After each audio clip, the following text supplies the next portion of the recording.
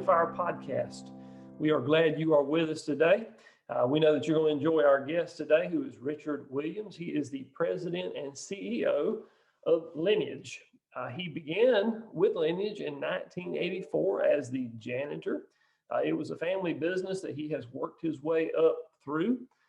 In 2007, he was named president of Lineage, part of the leadership team there with his parents. He grew the company to 6 locations with over 100 employees. In 2016, Richard became the CEO to lead Lineage into the future and launched the Lineage Foundation to support mission projects. Richard and his wife of 24 years, Tiffany, have 3 sons, Ian, Mason, and Cole. Between guiding Lineage, investing time and resources in local to international missions, and his involvement in his church, Richard's plate is joyfully full, and we are certainly joyful and happy to have him with us today. So Richard, welcome to the Innerfire Podcast. Thank you for having me. We are thankful for you to just take the time to be with us today. I know you got a lot going on and running a lot of different directions like all of us are. So thank you for taking the time. Tell us a little bit about Richard Williams. Who is Richard Williams? I'm a person who's been on my faith journey for quite a long time. I started in a Christian church, but then, like a lot of people in my college years, I moved away from it. And then when I had my first son, who just turned 18 this year, 19 years ago, I decided, I better get back into church and, set the foundation for my family. And then about 6 or 7 years ago is really when God deepened my relationship with him, or started that process, even though I've been going to church for 8 or 10 years at that point. But we really moved to a different level. And so that's kind of that part of me. And then on the professional part, I'm second generation owner of Lineage. I own it solely now. I started as an on-the-street sales professional and then grew into a sales manager, then to a general manager of one operation. Then I was VP of sales of all locations, and then I was president of all locations. And then my father and I had some differences of opinion, and I left the company and bought one division from him and ran that division. And then about 4 or 5 years ago, I bought all the rest of the companies and reassembled them all back together again. And so today I'm the sole owner of Lineage, second generation. I started out as a janitor, in the company. Was really my first job. And my mom likes to say, I started out in water sports, but that is true. I used to clean the building for my parents while I was in high school. So not afraid of work, that's for sure. Absolutely. Well, sounds like quite a professional journey there. I want to ask you a question about something you said there with your faith journey. You said you got back into church when your son was born, wanted to lay a foundation for him. And then 5, 6, 7 years ago, you kind of ratcheted up a little bit. Talk about the difference between those two phases. When you say ratcheted it up a little bit, what's different about that? Because the reason I ask that question is, part of what we want people to do is ratchet it up, right? And I don't know that everybody understands what that means. So kind of, if you don't mind expanding on that a little bit. Sure. So I tell people my faith journey is like a baseball game. Those first 8 or 10 years, I'm probably still out in the parking lot, having a tailgate party or cooking some hot dogs before the game, not really doing a ton in the church. I'm giving money and occasionally volunteering for an odd or end here or there, but that was really it. But then when I say ratcheted up, I really became a player on the field, or a base runner is the way I really like to say it. So maybe I was standing at home plate and not really to first base yet. Over time, I think I'm maybe somewhere between second and third, with home being, the end all be all. And I don't think we ever arrive at that. But I started having the desire to not only live my faith within the church, but to live it outside the walls of the church. And it was something that when I changed religions was very obvious that that's what they believe. They really push that, no, church isn't just inside the 4 walls, church is outside of it. And that's when I really started going down the road of wanting to live my faith and my business, and to live it 24/7, 7 days a week. Mm-hmm. So that's what I mean, by ratcheting it up. Mm-hmm. So more taking it outside the walls of the church, not just occupying a position on the pew, but actually taking faith out into the marketplace, to the workplace, to your hobbies or whatever. Would that kind of be accurate? It's very accurate. Yeah.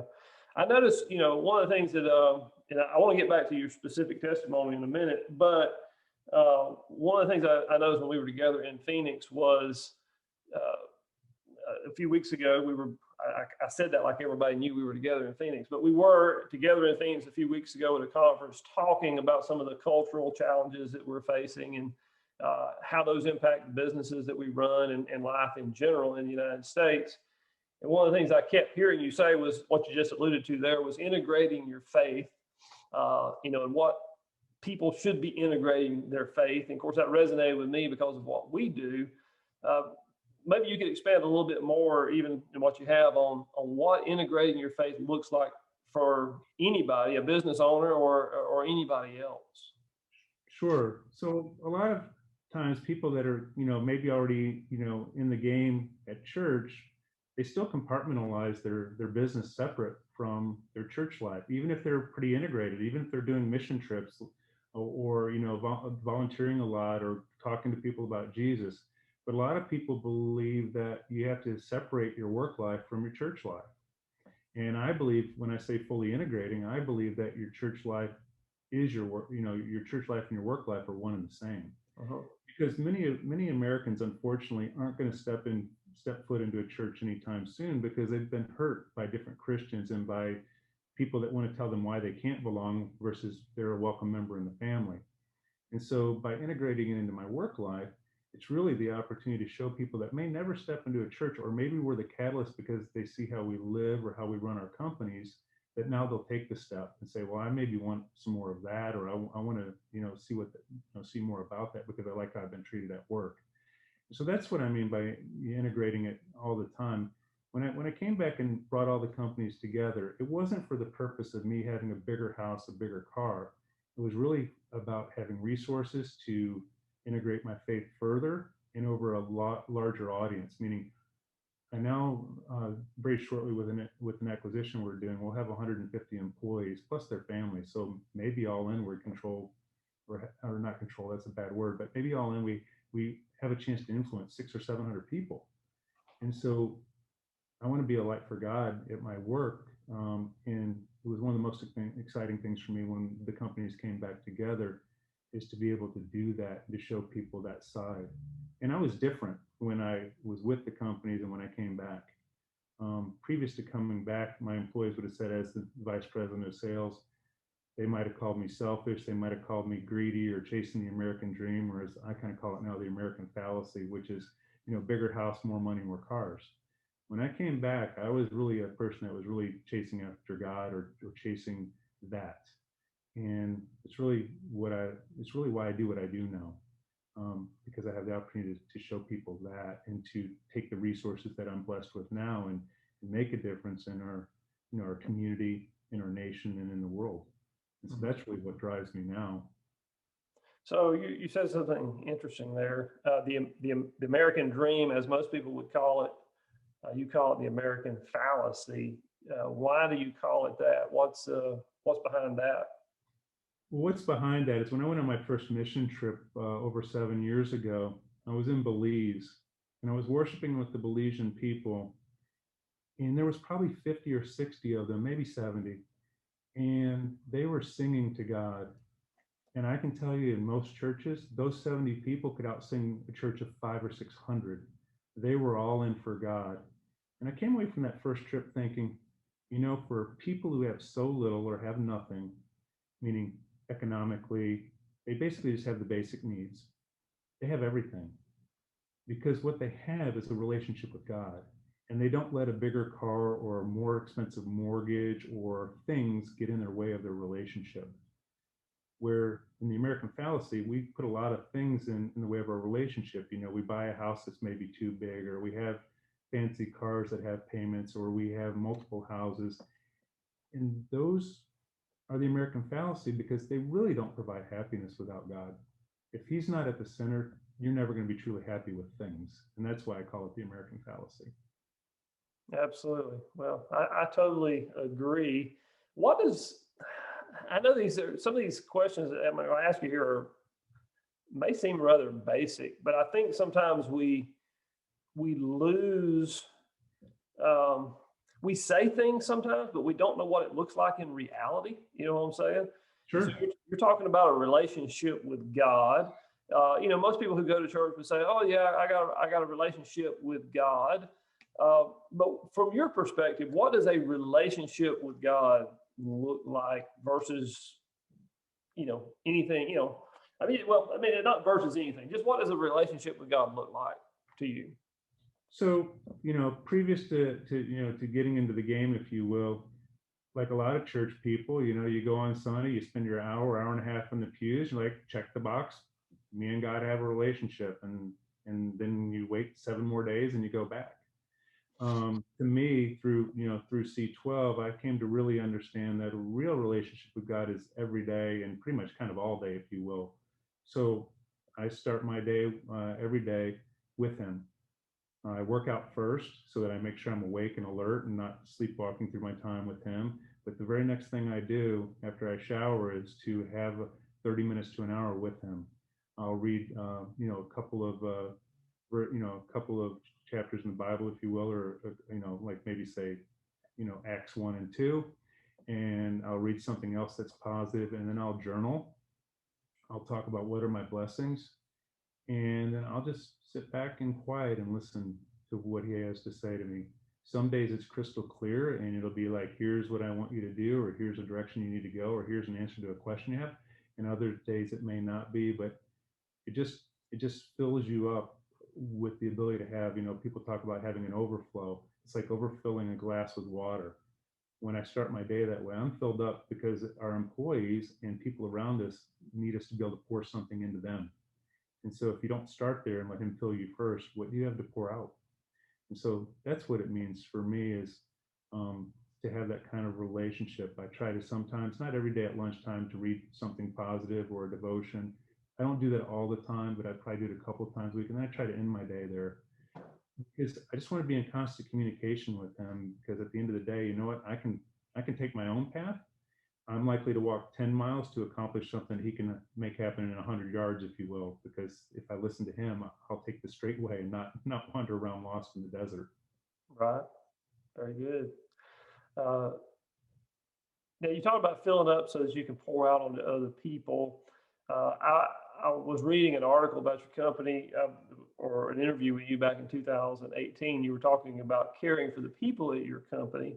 And I'm going to just read this quote. It says, "Our employees knew that we cared about them, but they didn't know there was a way we could care for them." So is the difference between caring about somebody and caring for somebody, is that maybe the difference between being engaged and not being engaged in living out your faith? Or what does that mean to you? So what it means to me is, caring for people means the way we talk to them, that we respect them as a human being, and they're not a number, and they're valued as a person, regardless of how much they make, what job they hold within the company. So that's caring, about them. What my employees didn't realize was about, I guess it's probably 3 years ago, maybe 4 at this point, we were very missions focused in the community, nationally and internationally. We would have a call to serve workday where my employees would go and work for an organization for the day. The company would pay the day, and we would all work. But what they didn't know is if they had a personal issue in their own families, that we would be there for them. And so what kind of happened organically within the Lineage family was some things bubbled up to my management team where they knew people were struggling. For example, I had a family that at the holiday time couldn't put food on their own table. They were going to their in-laws just to eat. And so that really brought a tear to my eye in the sense of, wow, here they are struggling. They don't know that I would even help them out, lend them a hand, do something to help their family. And so the managers brought it to me, and me and the management team decisioned it and worked to help them. But with having actually 5 locations, in 4 different states, if you will, I can't be everywhere always. So we brought caring teams in a more formalized structure where each office has their own team, or each location has their own team. And it's, think of it just like the House of Representatives or the Senate.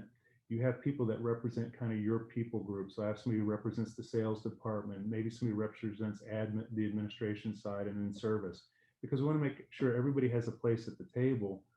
But also, probably over 80% of the caring that we do doesn't come from the employee coming forward, because people sometimes say, I don't want to come forward because I have, there's a pride thing that enters into that. We all like to want to take care of ourselves and don't want to ask for help. So probably 80% of the caring we do, our managers or our caring team members or a person that works with them hears about it and then brings it to the next person. Mm-hmm. So it allows us to have an ear to the ground by setting it up that way, where we can do caring. I was just in one of my newer facilities where we set up caring, and literally we just set up caring this year because we had two facilities in the same building. We moved them separate. And I was telling them that, 80% of the caring they're going to do is going to be based on them taking action and not somebody coming forward. And that's where it would stand, because people also want to build trust. Later on, I think those percentages will go the other way, but that's a time thing. It takes time. People want to know they can trust you. If you start talking about their personal business, that wrecks caring. Well, that, you said several things there. You and I have businesses, and we're in a position to do some things like that. How do you think, just for the average employee, maybe that doesn't even work for a Christian business, if they were going to care for the people around them, what might that look like, you think? I mean, how could they do that or facilitate that in their own workplace to kind of live out their faith? We talk about it, and so I want to be clear that caring is not always financial. There are financial aspects to it. Somebody can't pay to fix their car. If they can't fix their car, they don't show up to work. Then what happens in most companies? They get fired. So there's the financial aspect. But really, to me, the bigger part of the caring equation is showing people how much you care and truly how much you love them, and not love them in a sense like you love your children, or love them in a sense like you love your wife, but love them as people. And that's the little things. That's the taking the time to write a card to somebody to encourage them. That's taking the time to call somebody and say, hey, I know your wife is, is at home recovering from surgery, and she typically makes the meals. Let me send a meal over to your house. It doesn't take a lot of money, but it takes being thoughtful. And that's really how an employee can show, that they care for someone, is taking that time. I think the other thing that people can do is, we're always busy, right? I'm sure if I were to look at your desk right now, Scotty, you have a to-do list, and we all run our lives around to-do lists. Yeah. When somebody says something to you, you have to pick up on the little small, nonverbal clues. You need to pick up on it, and then you need to take action. So one of the things we talk about here is, it's not good enough. We define compassion as not just knowing that there's a need, it's actually acting on the need. It's the action, as clearly illustrated in the Good Samaritan. It's the action that the Good Samaritan took when others walked by and knew there was a need, but they didn't act. And so it's taking action. That's what an individual employee can also do. You have to take an action. Yeah, very good. I think we do get so, I speak to me personally, I have a tendency to get so wrapped around my own axle, so to speak, so caught up in what I'm doing. It is very easy to walk by that need, maybe see it and think, well, somebody else will handle that. Maybe that's my pastor's job, or somebody else in the church, or even somebody else at work. But I mean, what it really boils down to is we can't just say we care about people. We have to be willing to get involved, right? We have to be willing to get our hands dirty. And if we're actually going to care for them, as you said, that caring for them does require some action on our part.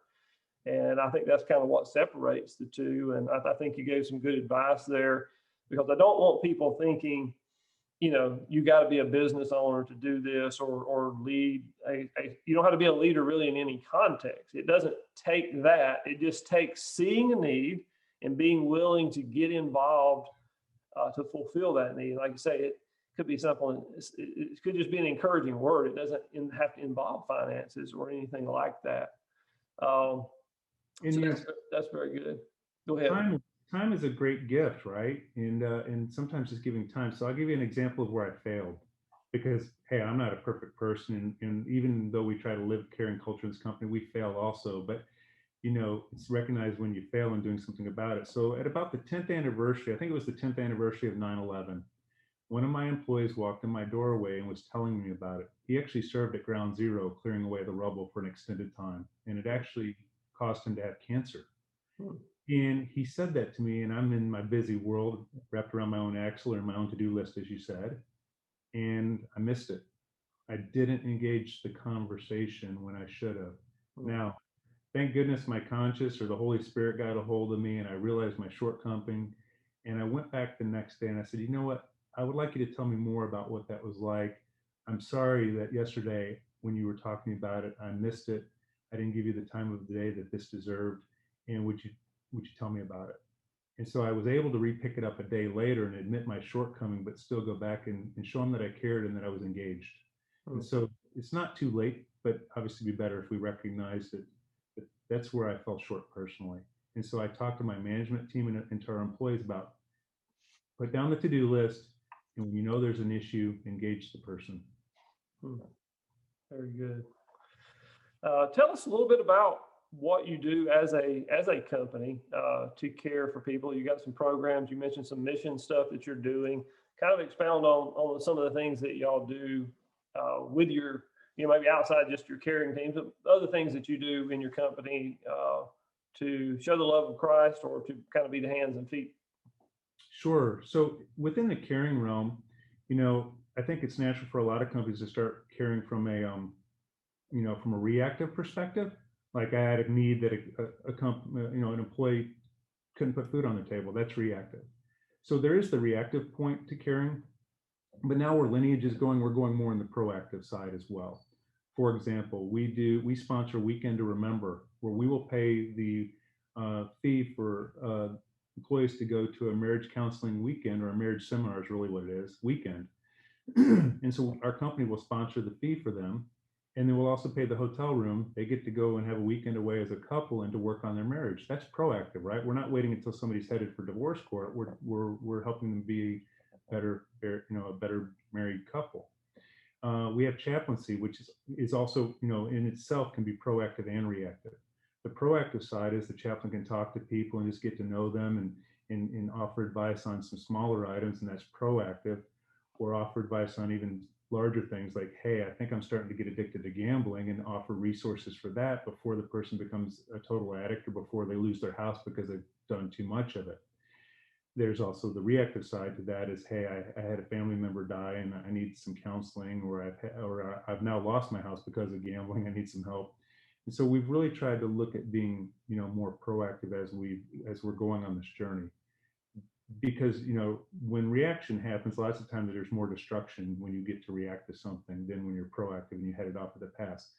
We haven't gone here yet, but some companies offer, like a Financial Peace University, where they're going to teach their employees how to be better with finances. We haven't gone there at this time, but I believe at some point we probably will. Because if you can teach people how to stay out of money troubles, that takes a lot of stress off of them, proactively. Stay out of money trouble, stay out of marriage troubles. Those are probably the two biggest stressors that lead to health issues, lead to absenteeism, and lead to all the, a lot of the problems we all face. Yeah. Yeah. So how does, when you care for your people, how do you see that impacting how they feel about the workplace? What's their attitude toward Lineage and coming to work and being a part of what you're doing? We've been measuring with our employees for 3 years now of what's their view of our company, like questions like, how likely are they to recommend somebody working for us? Do they feel their work's fulfilling? Are we listening to them? Are they engaged in what they're doing? And, their overall general engagement. And over the last 3 years, as we've been caring for them and also listening to what they tell us in their surveys, we've been moving the culture forward significantly. We don't have stats to show what our turnover ratio is, or how it's been reduced. I know it has been, and we will do those stats this year, and we'll go back and retro them because I want to see what the trends are. But we're not doing it for that reason. We're doing it because we want to engage our people and show them how much we care. So that's kind of that side of it. The other side of it is when people know how much you care and they can see it because you live it, because that's the most important. So many companies have words on a piece of paper that talk about how they care for their employees, but then they don't live up to them. They lay off employees just because it's cheaper to do that than to maybe come up with a more sustainable way. But they want to just meet the Wall Street number, as I say. But it does show through. It shows through that people, the number one reason people leave a job is not for money. That's what most of us think, but it is not. It's usually a boss that they don't like working for, or a culture that is toxic. Those are your two of your top, reasons why people leave. Yeah, money can come into it, but it's those two reasons. And we never built the caring culture or worked on our caring culture as a way to recruit people or to retain. It's a byproduct of it. I can tell you that for sure. We are able to recruit better talent today than we've ever been able to, and retain our talent for longer periods of time. It's not why we did it. We did it for the true care and the true love of the people. But it's a nice byproduct to have. It makes your company a lot more stable, and it makes it a place that people like coming to work. Because let's face it, we spend more time at work than we do with our own families. And so might as well be a place that everybody likes to come to work. I want to come to a place that I like, so I would want the same for my employees. Absolutely. Let's take a step back for just a second, from our businesses, and think about the culture in general. There's a lot of statistics that talk about, especially young people leaving the faith. And if you just look at the trends, there have been a lot. There's fewer church members right now in the U.S. than there's ever been. So a lot of statistics like that show people migrating away from the church rather than migrating toward the church. So if you think about it in business terms of retaining employees and reducing turnover and things like that, what might we be doing from a broader picture, not just inside our businesses, to help keep people engaged in the faith? I'm going to go to, one of, I think, the biggest overriding themes in the Bible, and that's love people and show them how you love them by your actions. Because I think many people leave a church because they're told why they can't belong or how they fell short. Well, we all fall short. We know we're all sinners, and there's really not degrees of sin. It's all sin. So we should be talking more to people about how we can have compassion and love for them than why you fell short and you can't be here. I mean, to me, as they say in some songs and they say in the Bible, church should look more like a hospital. And that's truth.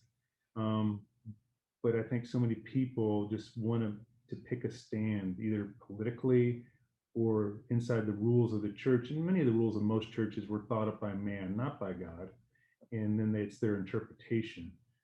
But I really think that it's about loving people. And I'll give you an example of that. We're a self-insured company, which means we have our own healthcare coverage, and we pay the money out that covers our people and pay for the procedures and different things that they need. And my VP of HR at the time asked me, what are you going to do as it relates, to gay marriage? And I took it to my C12 group. Nobody had asked yet. We didn't have it. It wasn't like a burning question. And I asked them, I said, what are we going to do as it relates to gay marriage? I wanted to hear what they had to say. And you would think as Christians, we might just go to a lot of the doctrine in the Bible and say, well, it's an abomination, or whatever you want to say about the gay lifestyle. First words that came out of the people around the table with me from the C12 group that I was at that time, it wasn't my home group, it was a different group that I was attending, was, what would Jesus do? And I think that's a very telling answer. What would Jesus do? We know what Jesus would do. He loved on the sinners, and more so than anybody else. Right. He loved on all people. He didn't discriminate. Somebody else said, give to Caesar what is Caesar's. Meaning, if in your state they recognize gay marriage, you can recognize it. It doesn't mean you agree with it, but you can love on your people and you can do it. And at the end of the day, that's my stance. if any state that we have healthcare coverage recognizes gay marriage, we will recognize it, and we will let a married couple, heterosexual or homosexual, be covered. Because it's not about what I believe; it's about loving on my people, and that's the way we want to live it out. Yeah. We have a real difficulty, especially on this particular issue, because I've talked to several people over the years about this issue, people who have family members who come out, as gay, or, somebody close to them, and they're not sure how to have a relationship there, if and still disagree with the position. You know what I'm saying? We really struggle with that, and it's kind of like what you were saying.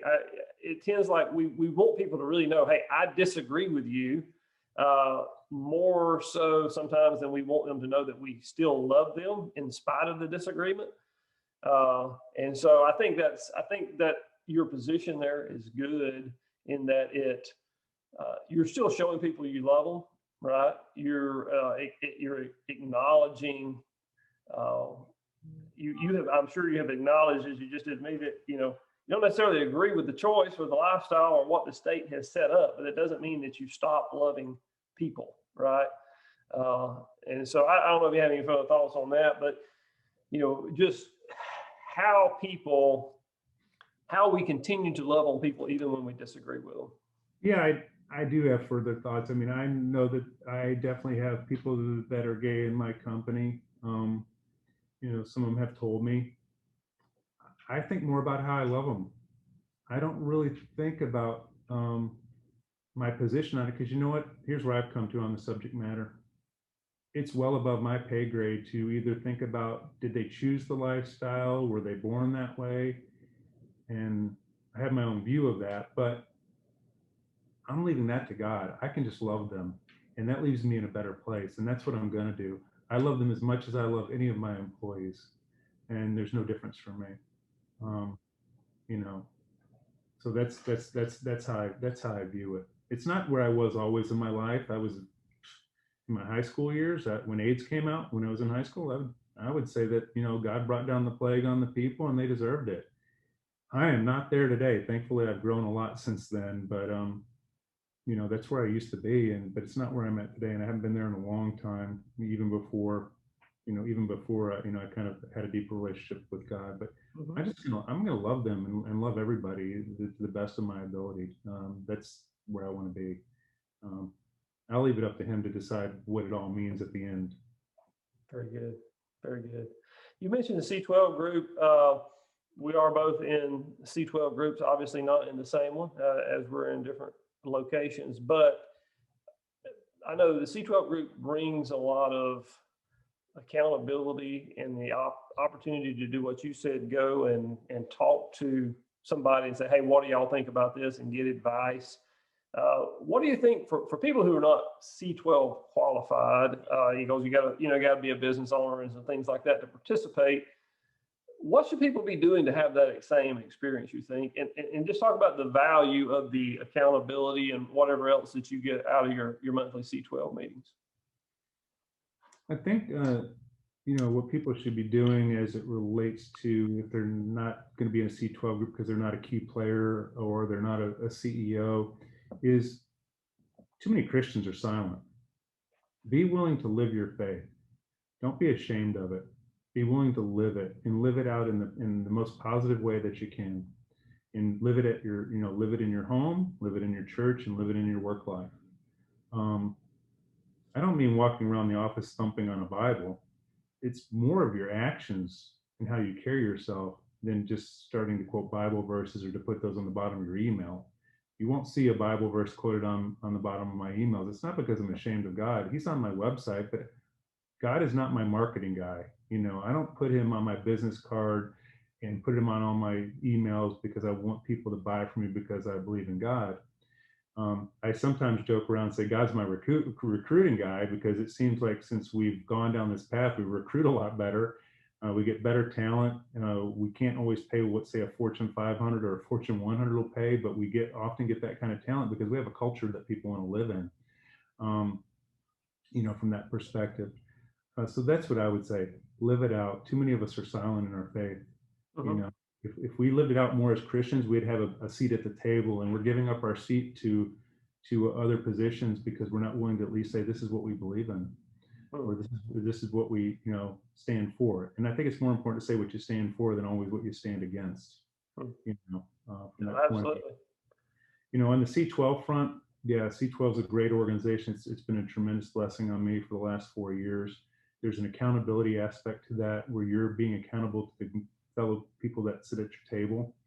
There's a aspect of it where you have a prayer partner where you're being accountable more on an individual level, praying for somebody else and they're praying for you, and then talking to them about life's challenges, life's opportunities, and then the quality of the materials that they bring to the table is world class. But it's from a God perspective. And one of the best compliments I think somebody could receive, and one of my employees gave this to me, is somebody said to my employee, and I won't say what religion because I want to honor what they said to me, but said to my employee, well, how do you work for him because he's a Christian and you're not? And they said, well, it's by the actions and how they treat me as a person that's most important to me. And I think that's really about the best compliment any of us could get. While we don't agree from a religious perspective, I think if you treat people by the golden rule and do that the best you can, I think that pays big dividends for everyone concerned. I mean, I'm very clear about that in my company. Sometimes people that are Christian business owners feel like they have to target hiring only Christians. Not here. I will hire the best person no matter who it is, but at the end of the day, I tell my employees that if they can live into our purpose statement, which is, our purpose statement is honor God by serving, supporting, and caring with excellence. And if they're a believer, they can honor God. If they're not, I say take off the honor God and just serve, support, and care with excellence for your fellow team members, for your customers, for the people for your vendors. They're good. They can work here forever if they'll just do that. For me, my personal why, God has to be at the front of it because it's why I do what I do. Mm-hmm. But there's room there for them. And so there's room there for everybody. So what elements, if somebody, well, I guess let me ask a general, before I ask that specific question, let me ask a general question, just listening to you talk. The C12 experience obviously has been very impactful on your life. Would you say, and I don't want to put you in a corner here, but would you say that it has, from a spiritual standpoint, has been more impactful than maybe your church small group, if you're part of one, or what's going on at church, or equivalent, or I don't want to put you in a spot of grading something out here, but I'm driving at a point. I'm really trying to understand, what can we as churches that are not associated with learn from that experience, right? What might we be missing? Because I'll just say it myself, and then I'll let you answer and kind of take the pressure off you. But I've been in C12 for 6 years. I have grown more spiritually there than in any 6-year span of any church that I was a part of, because of some of the things that have happened inside that group. But I want your perspective on that to see if you have a similar perspective, and if so, let's have a discussion about what can the broader church be doing to mimic what we're getting there. Yeah, I think there are similarities that can be mimicked. I would say for me, I wouldn't say it's more than, I would say more like it's a magnifying glass. It's amplified maybe where I was going in church, but in some respects it also is more than, and here's how it becomes the more than piece. In church, if you just go on Sunday and you walk in and you walk out, you get your sermon, you get your message, you get your thought for the week, you get maybe your action step for the week, and that's great. Nothing wrong with that. And C12 has that kind of component, but what C12 has different is, if you're in C12, you're in a small group. And that's where you have intimate discussions that are very personal. What we discuss around our table in our C12 group, either in a group or one-on-one, is the most intimate details of our lives, our biggest warts, our biggest shortcomings, as well as opportunities. And churches can offer that as well. If your members are in small groups, you can get the same effect. But I think that's what it comes down to. It comes down to a smaller group of people that you're committed to that will hold you accountable when you fall short, that will say, hey, I think you're getting out of bounds there, or hey, did you think of this as a potential possibility? I think that's what churches could learn. And I've found when I've had the most growth within a church, it's been when I've been in a small group, because let's face it, you get a 1 hour to an hour and a half message on a Sunday and it can fade very quickly sometimes. And if you have a small group, say midweek, like on a Wednesday, or your C12 meetings on a Wednesday or Tuesday, it re-energizes you and, and helps you keep moving forward. So I would say the small group environment is definitely something that I think would help all churches, because not all churches are built around small groups. Some are, a few are not. Right, right. Well, I think to me, there's a couple of key factors I think people could learn from and seek out a relationship, whether it's wherever they find this in a spiritual environment. But, there needs to be a certain level of vulnerability. You have to be able to share with other people what your problems are, right? And the reason I have found in churches that most people don't do that is the lack of trust. They're scared of what others may think of them. They're scared they're going to be labeled. Too many of us go to church and we want to present this perfect front, of, oh, I've got it all together. I got this religious thing down pat. I know all the right things to say. And if you peel back those layers, everybody's got some issues that they really need somebody to talk about. They really need somebody to speak into their life about, but can't do it unless there's that trust level, right? And then what you've already said is the accountability piece of it, right? Having somebody that's got the permission to look at you and say, whoa, you really need to be careful right there. You're kind of getting in some dangerous area. Exactly. And I don't think that church always lends itself in the broad Sunday service sense to the trust factor, because everybody goes in with their mask on. You could be, and we've all been here, you could be yelling at your kids about them not being dressed right, not having their shoes on, whatever else is going on in the car. And as soon as you hit that parking lot, it's all smiles, and you get out of the car and everybody's happy-go-lucky, like it's been the most pleasant ride ever to the church. And that's never happened to me, Richard. Never happened. And we all know that's not true. And then we go in and we have that front, and it's like, and that's what we showed everybody, and everybody else shows that. And so of course you don't want to show that you're having a bad day or you don't have it all together, because you don't really have the time to have the intimate conversation in such a large venue. Right. I think is one of the reasons that it falls short. But truly, the trust piece is the key to to growth in a small group. If you don't have trust, you don't have anything. If I say something, it's just my deepest, darkest secret, and then one of my C12 members or somebody I trust goes out and says it all around town, you're not going to be very vulnerable the next time. Absolutely. And people need to realize that, that is a requirement. If it, I agree with you. The small group at church is where this kind of stuff, the opportunity for this kind of growth happens, because it's only a small group that you can have that vulnerability and trust and those kind of things. But people need to just realize they have to own that trust factor and be true to the people that they're speaking with, and not carry those things around town. Or, in our group, what we remind one another is, confidentiality means confidentiality. Don't go home and tell your spouse about it, right? I mean, it's something that this person shared with me personally, and so you just can't do those things. So it's very important. I hope people will latch on to that. I just, we've had a desire in our ministry for some time to help facilitate a mentorship group or a connection group for people where they could experience this similar thing. We haven't figured out how to roll it out yet, but it's something we're thinking about, just because I think it is so valuable. I wish the broader church could get a firmer grip on it, because I think, back to what we were talking about earlier, is I think it would help retain people in the faith. It would help grow people in the faith. And then beyond that, I think it would help attract people to the faith, because just like you said, you don't have near as much trouble hiring good people because they want to come work for your culture, right?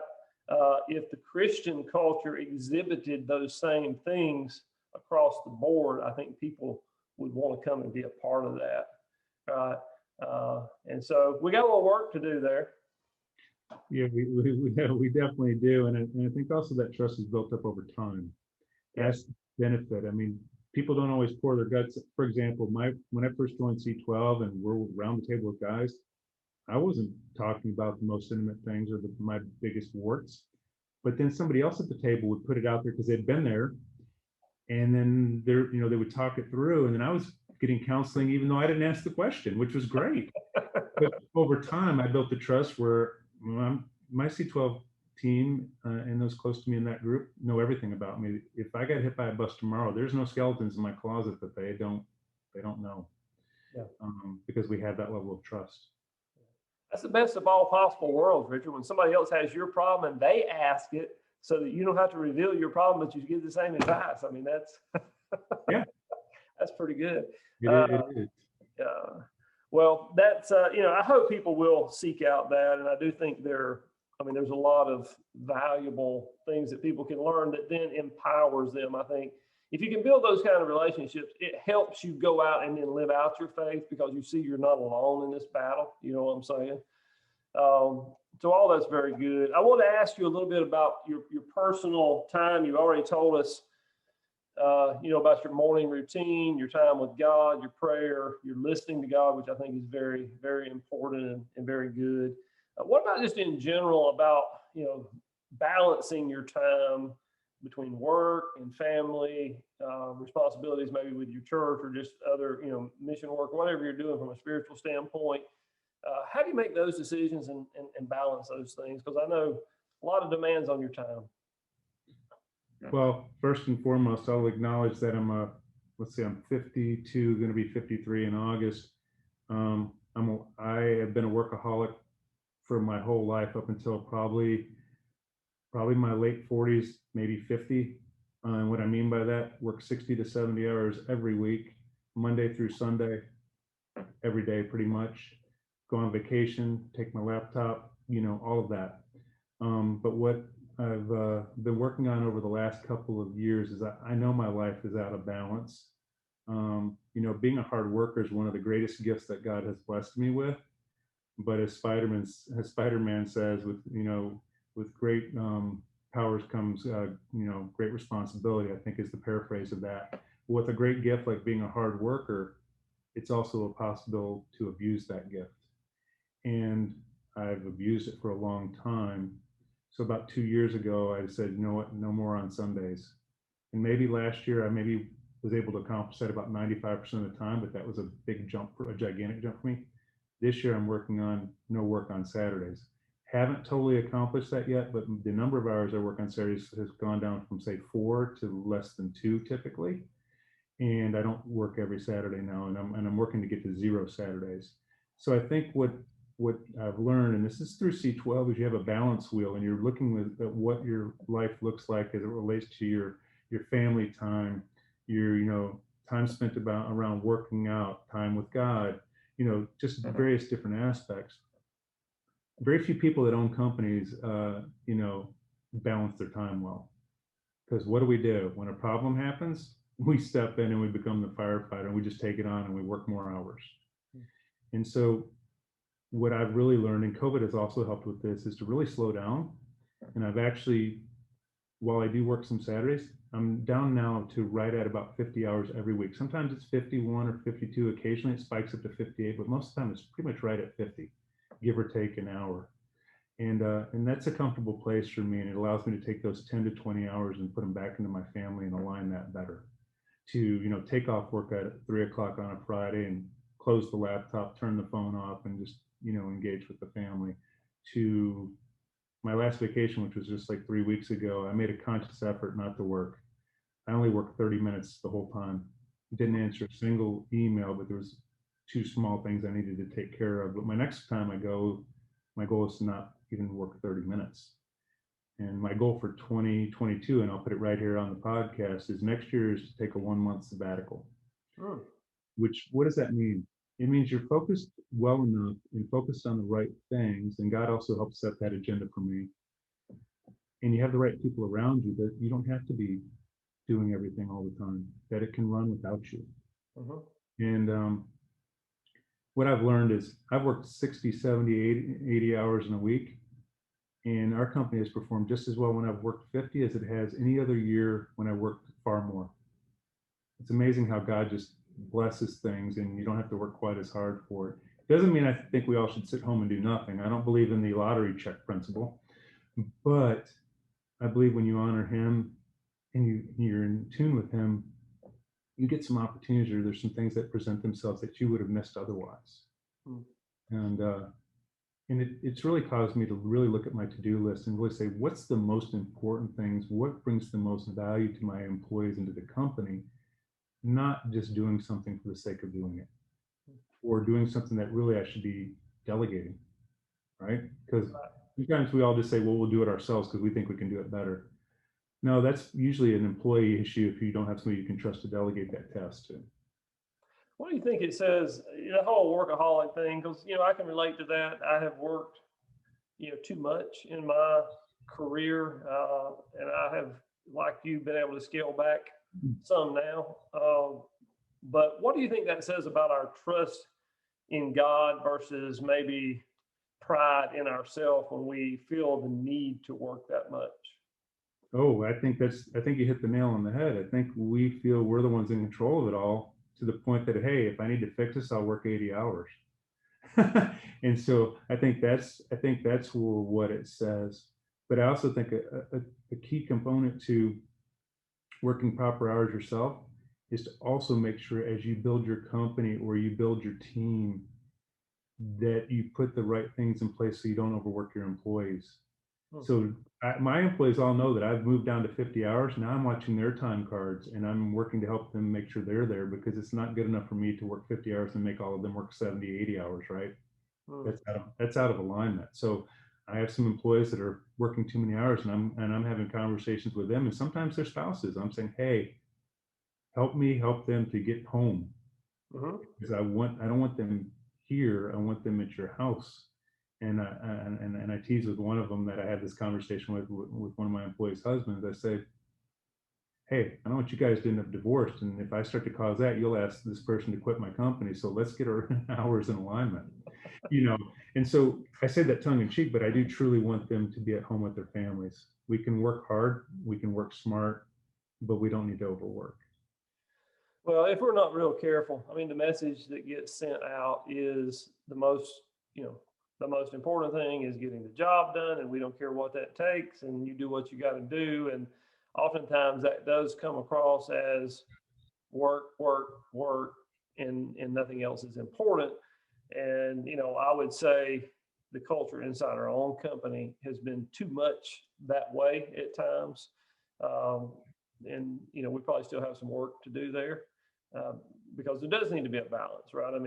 I have always, I better be careful saying this. I'm going to say I've always been a firm believer, but that hasn't always been reflected in my actions. So maybe I haven't always been a firm believer, but a guy who is, or a girl who is, has a good home life is going to be a better employee, right? Because they're going to come to work in a better frame of mind with less stress and all that. But it takes time in that relationship for them to have a good home life, right? So we have to do exactly what you said. And I think you're to be commended for that, on trying to get those employees to back off and find that balance as you have done. Because I think that sends a real big message that I actually, care for you, not just care about you, but I care for you. And hey, I recognize this thing. You need to not work so much. You need to balance your life. So I think that's pretty big. Yeah, and I find when I was in more of that overworking stage, it caused tremendous suffering to my family because at the end of the day, when I felt overworked, you become tired, you become grumpy, you become grouchy, something little sets you off because you got too much on your plate. You don't need to be carrying the steel plate, loaded to the brim like at a picnic. You need to carry the flimsy paper plate and just do what you need to do. you know, and I talked to one of my kids who's blessed with a really strong work ethic, and I'm telling him already, he's 18 and he went to, you know, he was in high school and he worked a full-time job, 40 hours a week, and goes to high school and makes straight A's. I'm like, you need to back it down. And I don't know if it'll get through, but I'm still talking to him about it all the time, because at the end of the day, I don't want him to repeat the mistakes I made and the grouchy bear that my family got because of those mistakes. You know, I want him to start in a better place, because we can all fall into that sense of security that harder work just gets it done. Yeah, having some level of work ethic is important, you know, and having a good work ethic is important, but not having a over the top, I got to work 80 hours. That is not what, you know, God desires for us. Any advice for somebody on where that line is? Because, you know, work, I do believe we are called to work. I mean, we're, you know, God made us to work. What advice would you give somebody on how do you discern where that line is? 40 hours, 50 hours, 60 hours? You know, what, how do you know you got that balance correct? I discerned mine at 50 hours. It was my, you know, kind of my personal choice, if you will. I think I have it correct. I don't know that I know with 100%. But I think how you might know you have it correct is, what's your relationships at home? What do your relationships in your family look like? Is everything going great at work, but your home life is in a shambles? That's one way to know that you're going in the right direction, because if your home life's getting better and you're working less, you know you're going more towards where you should be. If you're working 60, 70 hours and your home life's a wreck, you know, then you're like, okay, you know, or if you're missing your kids' sporting events or things that are important to them. Even when I worked 60 or 70 hours, I still pretty much made all my kids' games and important events. I would just get up earlier or work later into the evening, but I at least recognized I needed to be at those things. But they don't get the total you when you overwork, because you're tired. Right. You know, and you're not going to engage with them when you're tired. And so that's how I would judge it. I'd say, what's the barometer of the family look like? Yeah, I would say that's a very good answer. You know, if somebody asked me that question, I would say if you have a spouse, just ask them. They probably could tell you if you've about got it right. I know Jonna used to always tell me when I would work a lot like that and come home, she's like, you know, well, work got the best of you. I got the leftovers. Yes, and so many times that's what we do to our families. Yes. Because we're building the company, whatever we're chasing.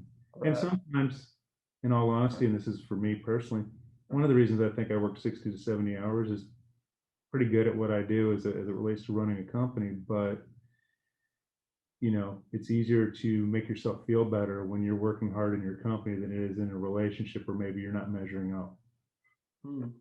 Because that takes two people. Yeah. You know, the company.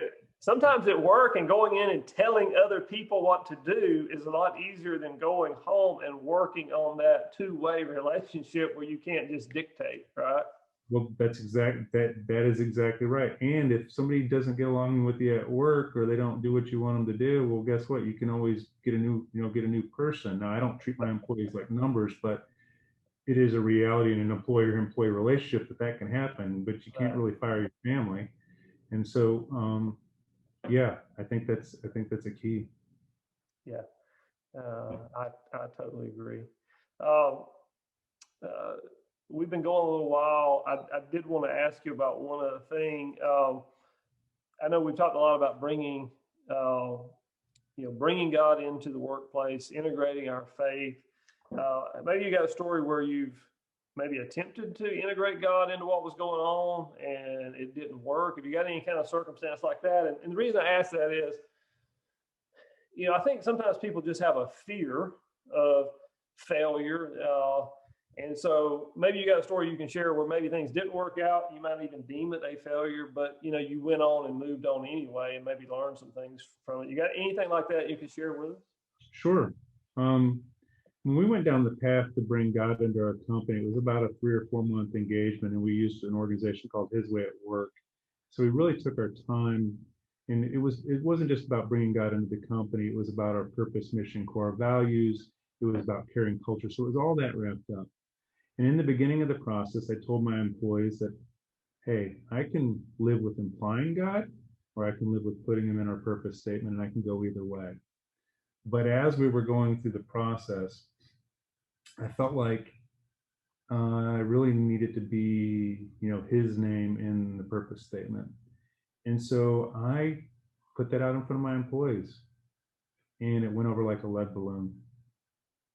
It was, it just, it just fell very flat is the easiest way to say it. I told them that, in the beginning of the process that I'd kind of given them the choice, and that I really felt we should put his name in there. And then I even kind of told them what I thought that might look like. And it was horrible, didn't go well. I mean, nobody quit, but you could just feel the tension in the room. And I was like, wow. And I went back, and in my quiet time, actually it was before I went to bed one night. It was like the day, I think it was that night after it went over like a lead balloon. And I just said, okay, God, I can still imply your name, or I can put your name in the company. But first and foremost, I want clarity. What do you want? And of course, usually when I get my answers to these things, I don't know why God can't answer me in the middle of the day. It's usually like a 3 a.m. thing. He's just pretty that he never sleeps, right? Exactly. And so I got up that morning early. I couldn't sleep, so I decided to go to my office, and I work out at my office. We have a gym in all of our facilities for our employees that they all get to use for free. But I got up that day to go to the gym, and the first like 3 songs on the Christian radio talked about 3 specific reasons of why I should put his name in there. One of the songs was like, the theme of that song was, don't leave the light under the basket, right? Put it up on the hill where all can see. Show God where all can see. And then there was 2 other songs that that talked about it. And so I'm driving into work, and I'm about 10 minutes out from my work, and then I get this other epiphany. Usually when I would work out, I'd listen to some classic rock many times, and sometimes Christian music. And God said, leave the music off today and bring a pad of paper with you to the gym. And I did. And then over the next 20 to 25 minutes, he spoke to me of, more reasons of why I needed to put his name into it. It was various random thoughts, and I'm looking over here to the right, because in a cupboard there, I kept all the notes from that day. But really, some of the themes were, hey, we're in America. You can put God in your company, and it's safe to do so as long as you do it in the right way. And if anybody ever wants to know how to do that, you can check out Alliance Defending Freedom, which will give you some good resources around that. Or C12, his way it works also good. So there's different ways to do it. But he said, hey, you can do it here. I thought about people in the Bible who had been persecuted for their faith, people that had died for their faith, and I'm not going to die for putting God into business. Right. I thought about what it might be like to be Mary, the Virgin Mother of Jesus, and to be facing what she faced in her society in that time period of being an unwed mother. And then it could mean she was going to be stoned to death, right? And so all these random thoughts came in for about 20, 25 minutes. And I said, okay, God, I got it. Your name's in it. I get it. But now I need the how. You were here yesterday when it went over like the lead balloon. And what does that look like? And certain thoughts came into my mind, like, let people know that it's safe for them not to be a believer. Let people see your true feelings, to the point that when I told my people my true feelings about it, I actually teared up, and there was real emotion. Let people know that being a Christian is not a requirement to work here. You can be atheist. Let people know that because we're going to have God in our mission statement, or a purpose statement, I should say, sorry, that we weren't going to start thumping Bibles and doing all of that part of it, that we were just going to live it out the best we can, and that everybody had a place. And then there was people to call and people to talk to, and I wrote it all down, and I accomplished everything on his list. And it took me like 4 to 6 weeks to do it all. And there were people to talk to and have conversations with specific conversations to have. And I missed one because one of the people I wanted to talk to and came to my mind to talk to was in the hospital because of cancer. So I didn't get that opportunity, but I followed all the rest of it. And I went back to my team and I did it just how he said. In the same group that it went over like a lead balloon with, um, same group, one of the people in the group who was one of the most uncomfortable probably with having God in the purpose statement said, I'm not comfortable with it, but I'm going to align with you as the leader of where you're wanting to go with this company, and I'm going to follow you. And then everybody else said the same. And I think it's important when you bring it in something like that, if you're going to bring God into your business or bring God forward like that. I tell my people, I use the analogy, putting God in your company is like buying a new pair of jeans or putting on a new pair of jeans. It takes a little bit for you to break it in and take some time for the fit to be right. You have to take your time because you might be, a Christian leader that in your faith journey, you're 20 miles down the road or you're 500 yards down the road and your employees are back at the start line. So you have to take things slowly and give them a chance to catch up or to at least digest what you said. And so I think that's also a very critical piece in anything that you're going to do that's kind of out there like that.